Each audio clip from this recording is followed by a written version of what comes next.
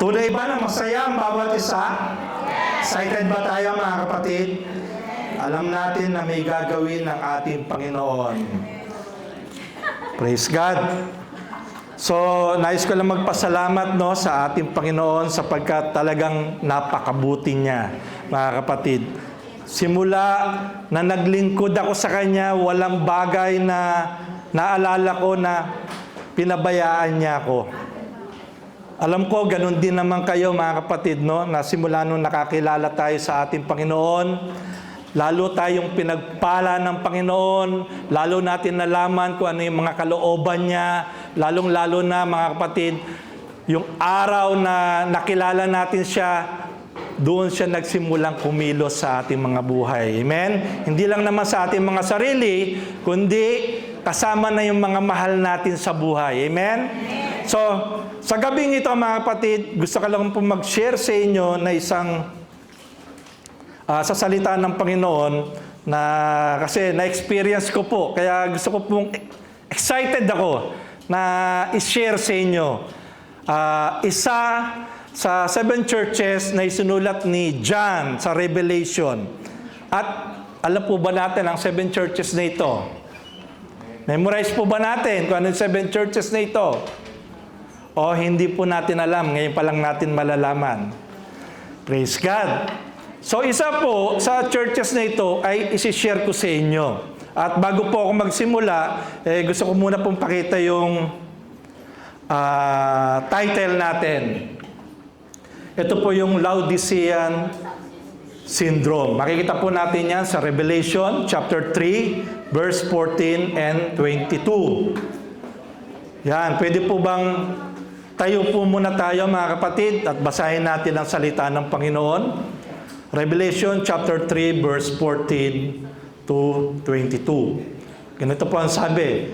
Write this letter to the angel of the church in Laodicea. This is the message from the one who is the Amen, the faithful and true witness, the beginning of God's new creation. I know all the things you do, that you are neither hot nor cold. I wish that you were one of the other. Verse 16. But since you are like lukewarm water, neither hot nor cold, I will spit you out of my mouth. You say, I am rich, I have everything I want, I don't need a thing, and you don't realize that you are wretched and miserable and poor and blind and naked. So I advise you to buy gold from me. Gold has been purified by fire, then you will be rich. Also buy white garments from me, so you will not be ashamed by your nakedness, and ointment for your eyes, so you will be able to see. I correct and discipline everyone I love. So be diligent and turn from your indifference. Look, I stand at the door and knock. If you hear my voice and open the door, I will come in and we will share a meal together as friends. Those who are victorious will sit with me on my throne, just as I was victorious and sat with my Father on His throne. Lord, salamat po sa inyong salita. Dalangin ko po, Panginoon, na buksan niyo, Lord, ang aming mga puso at ang aming mga kaisipan, nang sa ganon maunawaan namin, Panginoon, ang salita ninyo, kung ano yung nais niyong ipahiwatig sa bawat isa sa amin na naglilingkod sa inyo. Salamat, Panginoon. Ito po, Lord, aming dalangin sa pangalan ni Jesus. Amen. Ito po, pwede na po tayong makaupo.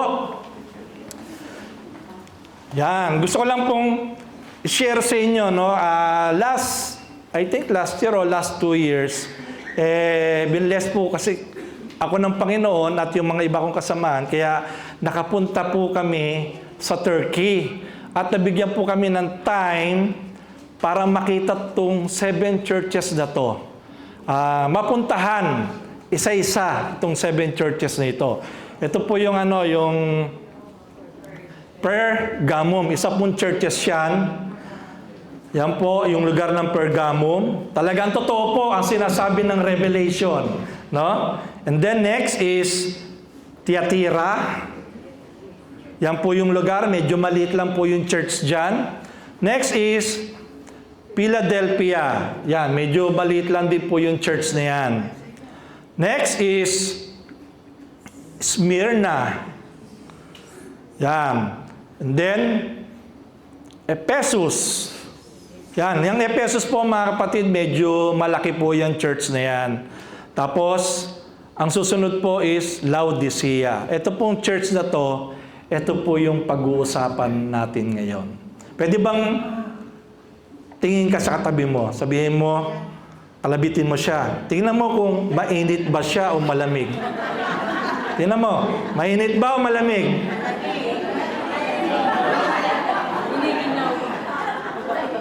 Giniginaw ba? Yung iba kasi naiinitan.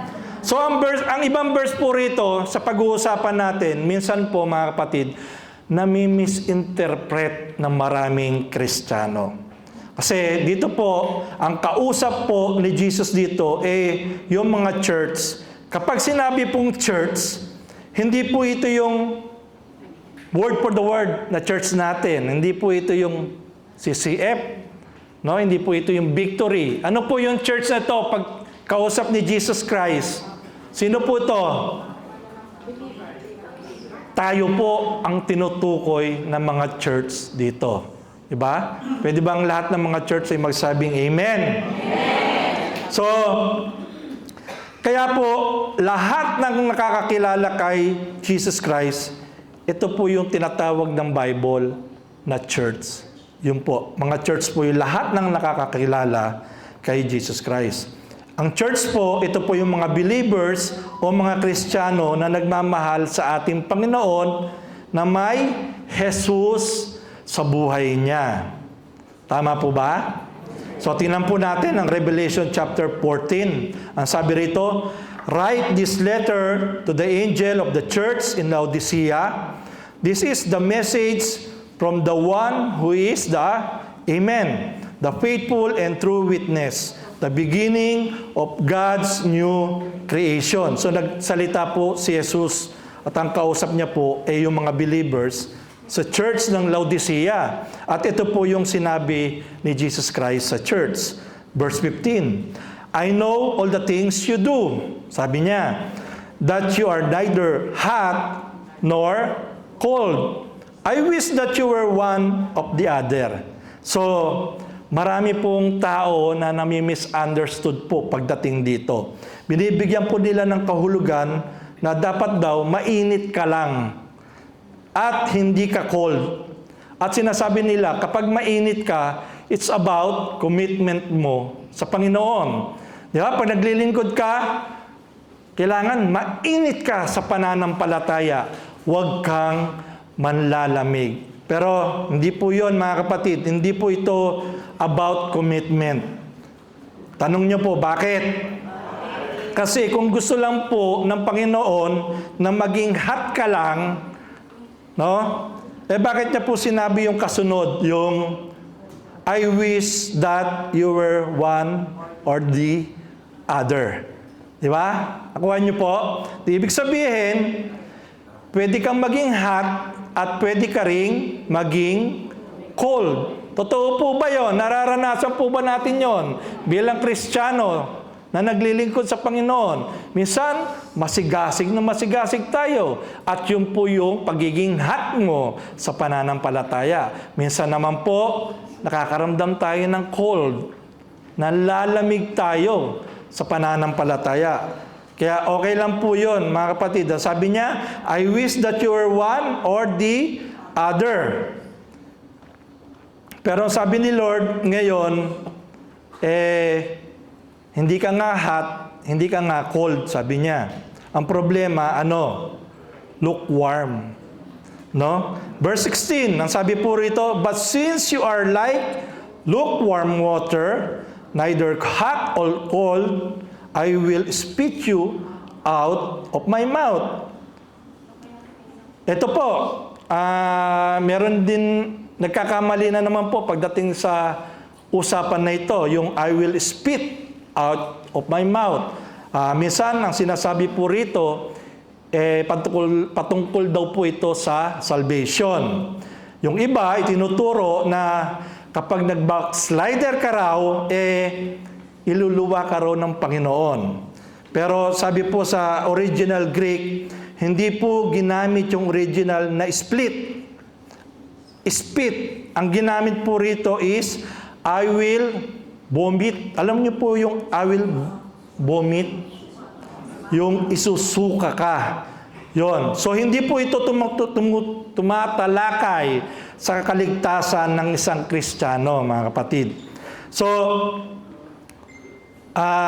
ang Panginoon po ay gumagamit po ng analogy or illustration kung bakit kailangan i-spit or i-vomit. Sabi ni Jesus, kung hindi ka malamig at hindi ka mainit, sabi niya, spit ka niya, di ba? Pero hindi po yun eh. Hindi ka malamig, hindi ka mainit. Ibig sabihin, ano po siya?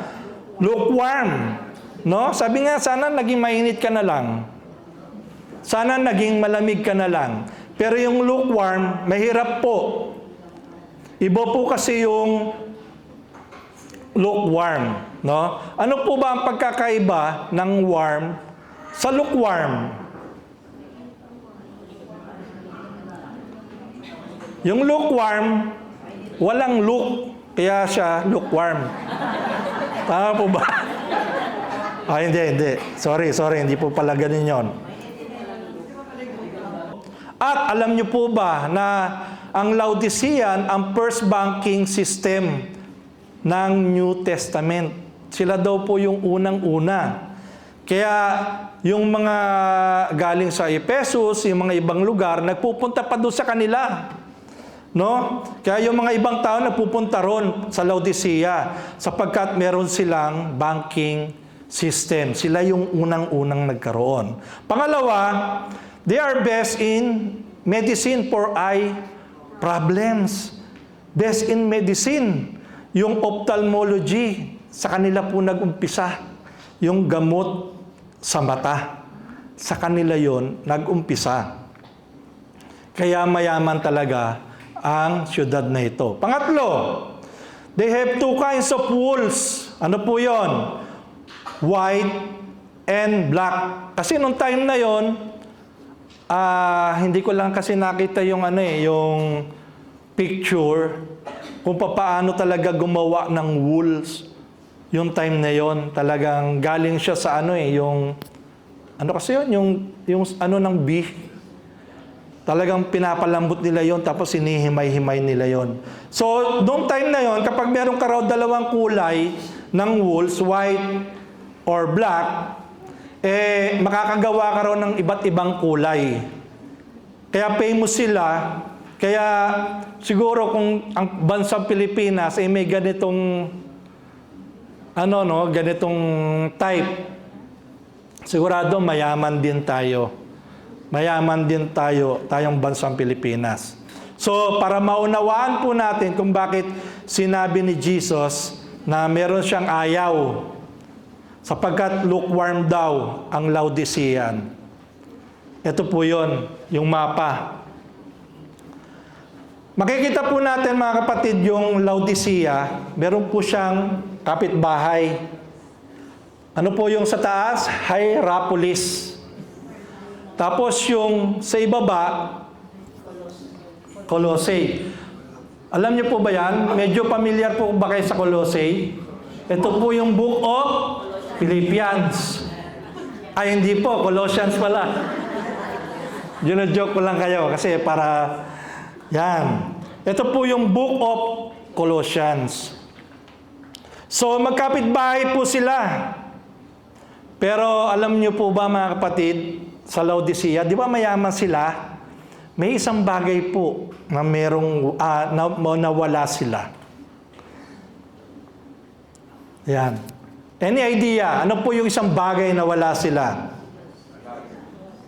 Meron silang gold, meron silang medicine, meron silang garments. Ang isang wala sila mga kapatid, tubig. Wala po silang tubig. Sino po rito yung sa bahay na maliligo, may sabon, pero walang tubig? Mahirap po ba pag ganon? O yung may rep ka, pero tubig, puro tubig yung laman? Ito po, Laodicea, wala po silang tubig. Ang yaman na syudad, pero walang tubig. So, malaking problema po yun. So, ano po yung ginawa nila? Nag-build po sila ng duct made of clay.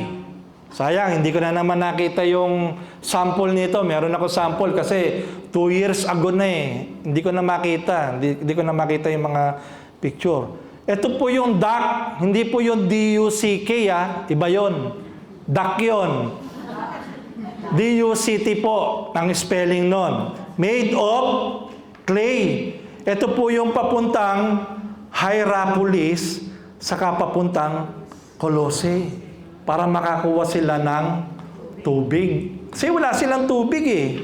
So kumuha sila ng tubig sa dalawang ito.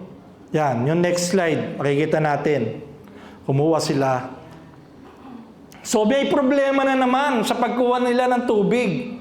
Tanong nyo po sa akin, ano yon?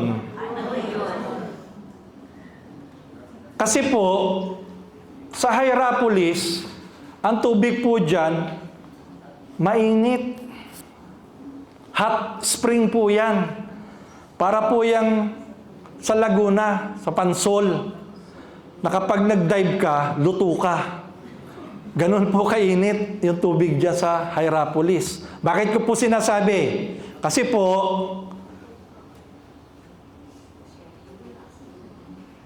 ayaw Yun, napuntahan ko po kasi yung Hierapolis.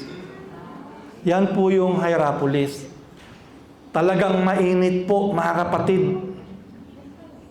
Nung nasa malayo kami, makikita mo siya, nasa taas siya ng bundok. Sabi ko, sa wakas, makakapunta rin ako ng yung nagyayelong lugar. Kahit hindi nag-snow, basta't nagyayelo. Nung napuntahan namin, baligtad. Imbis na malamig, mainit. Pero puting-puti po yung lugar. Yan po yung Hierapolis. Para po siyang pansol. No? Pangalawa, ang problema kasi, sa Colossae, iba naman po ang tubig dyan. Cold mountain water. Pero hindi na po namin napuntahan yan kasi mountain mataas. Malamig naman po ang tubig dyan. So, imagine, walang tubig po ang Laodicea. Kumuha siya sa Hierapolis and Colossae. So, sa palagay ninyo, pagdating ng tubig sa kanila, anong temperature?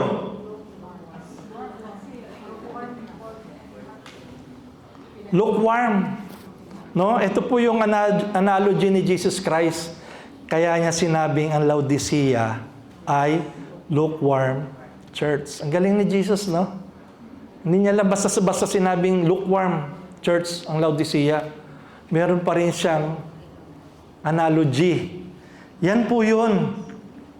Kaya niya po sinabi na lukewarm church ang Laodicea.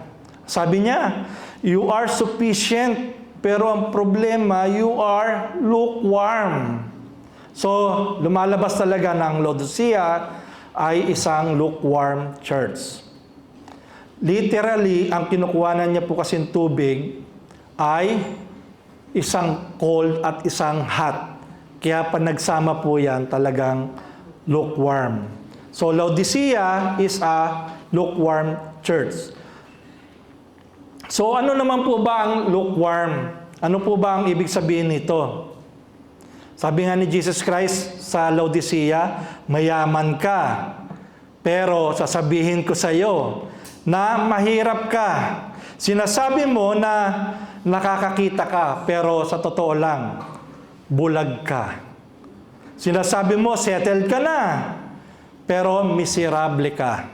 Bakit? Kasi may nawawala nga sa church na ito. At dapat ibalik kung ano yung nawawalang iyon. Maraming ngayon, mga kapatid, na Kristiyano ang mga lukewarm. Ano pong ibig sabihin? Yung iba hindi naniniwala sa lukewarm eh. Kasi nga, okay lang daw siya sa pananampalataya, okay naman daw siya sa paglilingkod. Ano po ang kahalagahan ng lukewarm?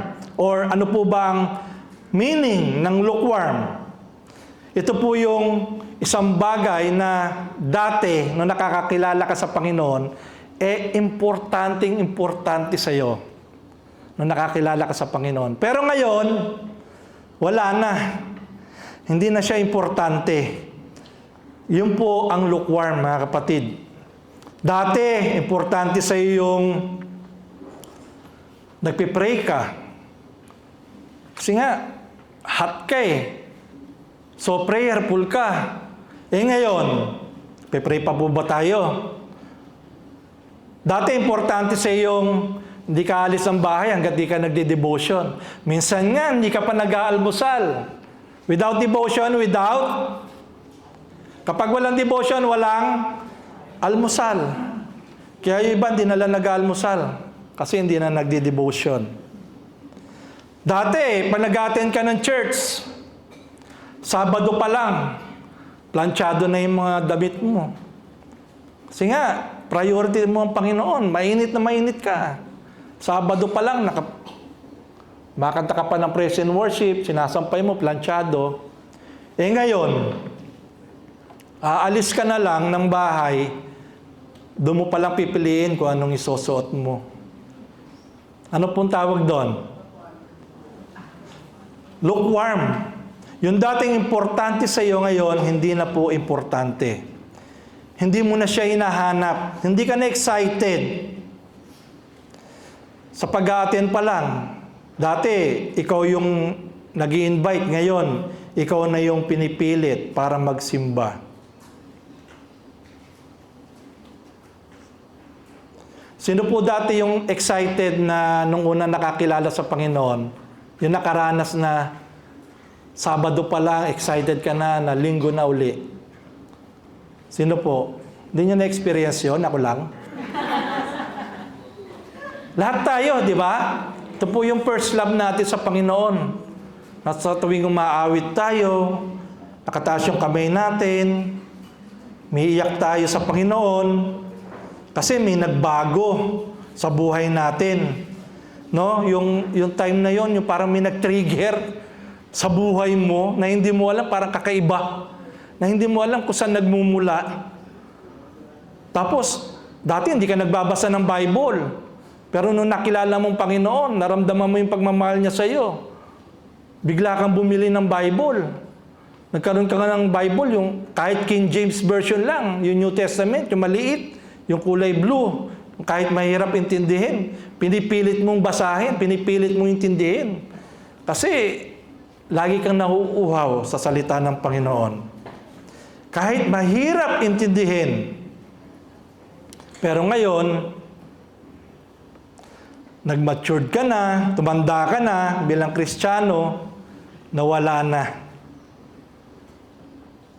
Kaya nga sabi nga ng binasa natin, you are rich but you are poor. You are blind, sabi niya, and you are lukewarm to me. Sabi ng Panginoon. Sabi mo nga sa katabi mo, lukewarm ka ba?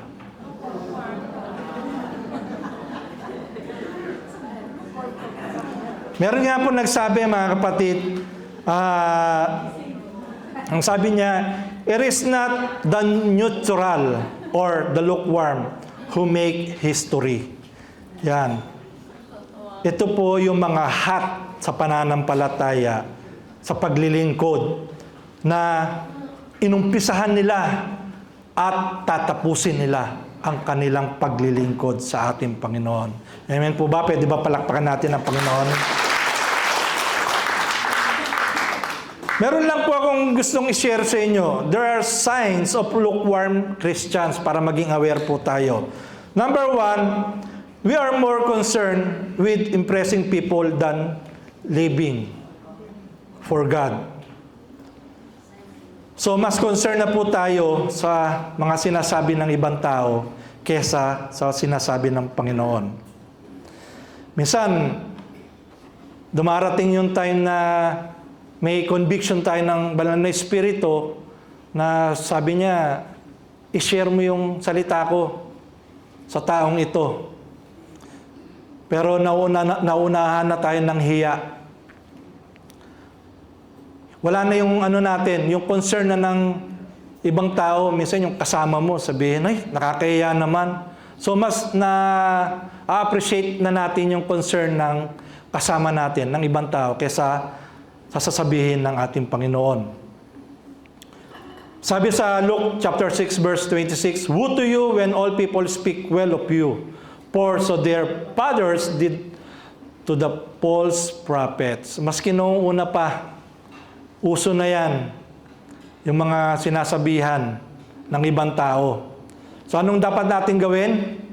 Kailangan mag-focus tayo sa pinapagawa ng ating Panginoon. Huwag tayong mag-focus sa pinapagawa ng Diyos sa iba. Naranasan po ba natin yon? Na may pinapagawa ang Panginoon sa atin, pero mas focus tayo sa pinapagawa ng Diyos sa kasama natin. Minsan kasi may pinapagawa ang Panginoon sa atin na mag-isa ka lang. Na talagang ikaw lang. Kaya huwag po tayong gagaya sa iba na kailangan pa nating magtawag ng iba. Hindi yung pag blue sila, kailangan gusto mo blue ka din. Kapag pink sila, gusto mo pink ka din. Hindi mo na alam, ano ba talaga yung gusto mo? Pink or blue? Hindi maintindihan. Kaya yung kasama mo, hilong-hilo na rin sa iyo. Kaya kailangan mag-focus tayo sa pinapagawa ng ating Panginoon. Number 2, we are obsessed with life on earth rather than eternity. Ito po, marami pong nauhulog dito. Ang eternal life ay hindi pwedeng ihiwalay sa abundant life. Bakit po? Yun John 3:16. Ano pong sabi sa John 3:16? For God so loved the world that He gave His only begotten Son, that whosoever believe in Him will not perish but have everlasting life. So, hindi pwedeng ihiwalay yung John 10:10 sa John 3:16. Ano po yun? Yung I have come that they may have life and have it to the full. Hindi po pwedeng ihiwalay yon, mga kapatid. Ibig sabihin, dapat mag-focus tayo dun sa abundant life. Bakit po? Kasi baka makalimutan natin kung bakit tayo niligtas ng Panginoon. O baka makalimutan natin kung bakit ka na born again. O kung bakit ka Kristiyano. Baka makalimutan mo yun. Kaya kailangan mag-focus tayo sa Panginoon. Kasi makaka-focus ka lang sa trabaho, kaso, ang problema, makakalimutan mo naman ang Panginoon. Naalagaan mo yung mga bagay, kagaya ng mga halaman mo, naalagaan mo. Halos araw-araw dinidiligan mo, pero yung spiritual life mo, hindi mo na nadidiligan ng salita ng Panginoon. No? Number 3, we rationalize sin and live without truly fearing God. Ano po ito? Ang lukewarm Christian daw po, ang kasalanan dati, na-identify mo na masama. Ngayon, hindi na. Yan, mahirap po ito, mga kapatid. Kailangan i-balance po natin yung grace ng Panginoon na ibinibigay niya sa atin. Kasi minsan, sinasabi natin na alam mo ng kasalanan, ginawa mo, may grace naman ng Panginoon para sa akin.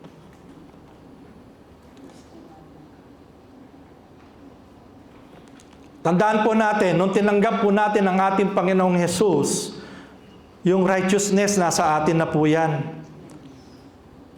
At yung grace ng Panginoon, Yan po yung tutulong sa atin kung papaano tayo mamuhay ng kalugod-lugod sa harapan ng Panginoon.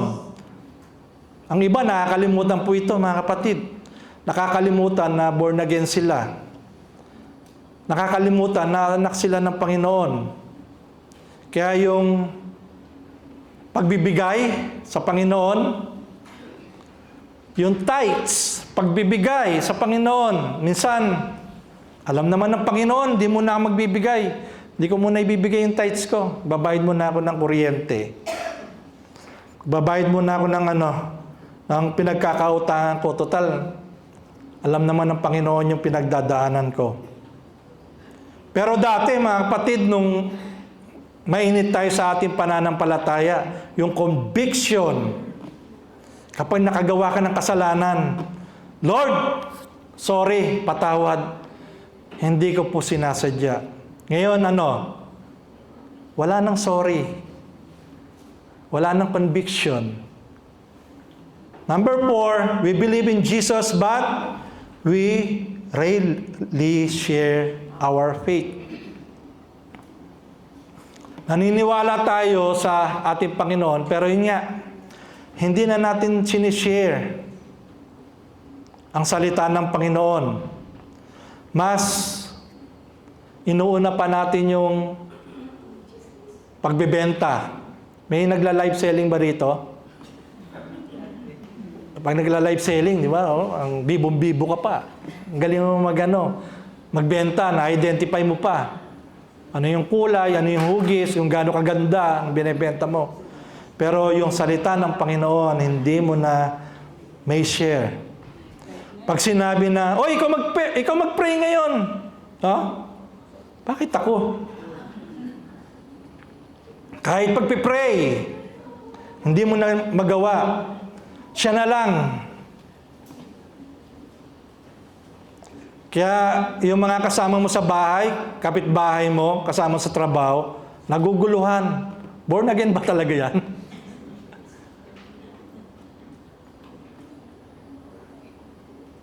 Tapos, minsan, di ba, sa opisina, yung mga lalaki, pag nagkakayayaan, pag Sabado na, tapos araw ng sahod, anong meron? Kakayayaan. Di ba? Minsan, sabihin ng mga kasama mo, alam nila, born again ka, "Uy, sama natin si sasama yan. At least, meron magpipray sa atin." Ganun na lang ang pag-identify sa'yo. Dahil Kristiyano ka. Mas maganda pa nga yung, "Ay, huwag na natin sama yan. Born again yan eh. Sigurado, ayaw yan." Mas maganda po yung ganon. Kesa dun sa gusto kang isama, dahil alam nila na okay lang sa'yo. Meron pa bang ganon ngayon, mga kapatid? Lukewarm. Pag Sunday, tataas pa tayo ng kamay. Lalo na yung mga nagdadrive dyan. Paglabas ng church, may bumusina lang. I-stop ka, bubusina ka rin. Tinapatan ka ngayon ng binusinahan mo. Pagbaba ng salamin, pastor pala. Mainit pa ba yung ulo natin pag dumarating yung ganun time? Pag may mga kapitbahay tayo na nagpapatugtog ng malakas na sounds, ano pong ginagawa natin? Sinisigawan ba natin sila? Papabarangay ba natin sila? Sabi ni sis, sumasayaw na lang daw siya doon sa tugtog. Panglima, we can passionately praise God but not intimately worship God. Ano po sabi doon sa salita ng Panginoon? They are worshiping me with their lips, but their hearts are far away. No? Napupuri tayo, pero ang puso natin malayo. Pwede kang tumalon, pwede kang sumayaw, pwede kang tumugtog, pero malayo ang puso mo sa ating Panginoon. Pwede kang nakikinig na salita ng Panginoon ngayon, pero natutulog ka. Oh, lahat ng tulog magsabing amen. Wala. Hinahanap mo lang si Lord kapag may kailangan ka. Pero pag hindi mo na siya kailangan, hindi mo na siya tinatawagan. Lukewarm po, mga kapatid, ang mga ganito. Number 7, we are not much different from the world. Wala na raw po tayong pagkakaiba sa mundo. Ang tawag po dyan, namamanhid na. Hindi mo na alam kung tama pa yung ginagawa mo. Kung nasa Diyos ka pa ba, or wala na. Ito po yung malupit. May ibang tawag po rito numb ba yun? Numb? Pag numb, yung wala nang pakiramdam, no? Yung manhid, tama po kayo. Hindi ibig sabihin, walang nararamdaman. Ang ibig sabihin, marami ka nang nararamdaman. Kaya lang, hindi mo na alam kung ano yung sakit na nararamdaman mo. Marami ka nang nararamdaman na sakit. Pero sa sakit na yon, hindi mo na alam, hindi mo na ma-identify kung ano yung nararamdaman mo sa sakit na yon. Nalilito ba kayo? Basta't sakit, yun na yun. Parang, yun nabagsak ka, tapos, di ba, parang nabugbog. Tapos, pag ginagano mo, parang wala nang pakiramdam. Ganon po yun, mga kapatid. Para kang Kristiyano na hindi mo na alam kung tama ba o hindi na yung ginagawa mo. Yun po yung isa sa pagiging lukewarm. So, sa panahon natin po ngayon, mga kapatid, maging mainit pa rin tayo sa paglilingkod sa ating Panginoon. Makaramdaman tayo ng pagod, hingi tayo ng kalakasan sa Kanya. May problema tayo, okay lang yun. Kasi simula nang sinilang ka, may problema na eh. May mga katanungan ka sa Panginoon. Tanong mo. Sasagutin niya ng Panginoon. Kapag nakakaramdam ka ng yung parang, Lord, may pakiramdam na kasi minsan ako ganito po eh. Nakakaramdam din ako na, Lord, ano po ba yung pakiramdam ko to? Parang, hindi ko maunawaan. No? Hindi ko maintindihan ano bang gusto niyong ipagawa sa akin. Si Elijah po, kahit pinakitaan na ng Panginoon, nagpaulan na ng apoy, pinakita niya kung sino ang Panginoon. Tumakbo pa rin siya nung nalaman niyang papatayin siya ni Jezebel. Imagine nakita niya na ang ginawa ng Panginoon sa kanya. Pero tumakbo pa rin siya. Sa paglilingkod po natin, mga kapatid, talagang dadanas tayo ng kapagsubukan. Hindi po hayahay ang pagiging Kristiyano. May pagsubok, itetest po tayo, ipapadaan po tayo sa apoy. Question. Ito po, pwede po natin pag-usapan to sa small group natin mamaya. Kung may 10 milyon ka ngayon, magpipray ka pa kaya sa Panginoon?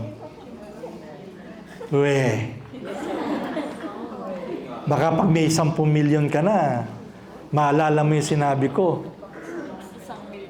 10 milyon. Tatawag ka pa kaya sa Panginoon? Kapag tinakbo yung anak mo, pamilya mo sa ospital, tapos sabi ng doktor, kailangan i-admit, may 10 milyon ka. Anong gagawin mo? Sige po, gawin nyo na lahat. Kung anong dapat gawin. Or magpe-pray ka sa Panginoon.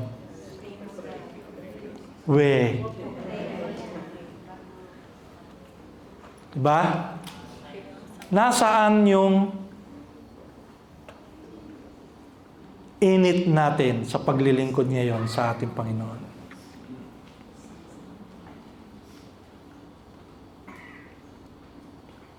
Mainit pa ba tayo?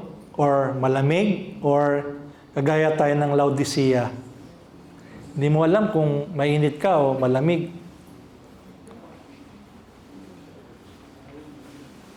Sige po, mga kapatid, tayo po tayo. Lord, salamat po, Panginoon, sa inyong mga salita. Nakita po namin, Lord, kung gaano kahalaga yung maglingkod sa inyo ng mainit na paglilingkod. Dalangin po namin, Panginoon, panghawakan niyo po kami, Lord. Huwag po sanang dumating yung time na maging lukewarm ang aming paglilingkod sa inyo. Na hindi na namin namamalayan kung ano yung mabuti, hindi na namin na-identify kung ano yung mabuti o mali. Nais po namin, Panginoon, na panghawakan niyo po kami, na manatili kaming mainit sa aming paglilingkod sa inyo.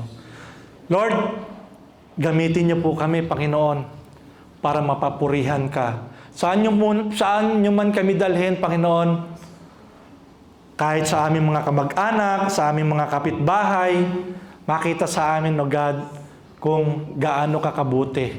Makita ka sa aming mga buhay, Panginoon.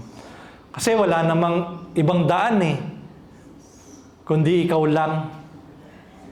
Salamat, Panginoon, sa gabing ito. Nihiling namin, O God, na patnubayan niyo po ang bawat isa sa amin. Na sa tuwing gagawa kami ng desisyon, ang desisyong ito, Panginoon, ay laging mayroong kang permiso na gagawin namin ito sa aming mga buhay. Lord, wala po kaming magagawa kung wala po ang iyong banal na presensya sa bawat isa sa amin. Gawin niyo po kaming laging mainit, Panginoon, sa aming pananampalataya. Excited na kami, Panginoon, sa inyong pagbabalik. Kaya nga kami narito ngayon, Panginoon. Nais namin, lagi namin nararamdaman, Panginoon, yung presensya niyo, yung pagmamahal niyo sa bawat isa sa amin. Lord, pinupuri ka namin, pinapasalamatan ka namin sa gabing ito. Ito po, Panginoon, ang dalangin namin sa pangalan ni Jesus. Amen. Sige po, palakpakan natin ang Panginoon.